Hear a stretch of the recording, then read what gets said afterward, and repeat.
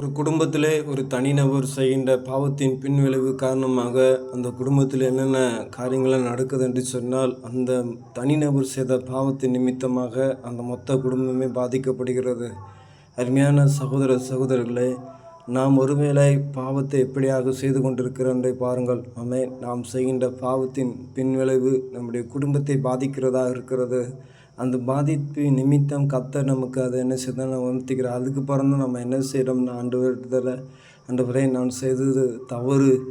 நான் செய்த தவறுக்கு என்னை வேணால் தண்டியும், என்னை சார்ந்தவங்களை தண்டியாதீங்க, என் குடும்பத்தை தண்டியாதீங்க என்று சொல்லி ஆண்டவரிடத்தில் வேண்டுதல் செய்கிறோம். அருமையான சகோதர சகோதரர்களே, ஆண்டவருக்கு விரோதமாக மட்டும் நாம் பாவம் செய்ய வேண்டாம். அப்படி பாவம் செய்யும்போது நாம் பாவம் செய்த பின்விளைவின் காரணமாக நம்முடைய குடும்பத்தை, நம்முடைய சார்ந்தவர்களை யாவரையும் அது என்ன செய்ய பாதிக்கிறது. அப்படிப்பட்ட தவறை செய்யாமல் கர்த்தரிடத்தில் மனம் திரும்புவோம், கர்த்தரை நோக்கி பார்ப்போம், கர்த்தருடைய நாமத்தை உயர்த்துவோம். ஆமென்.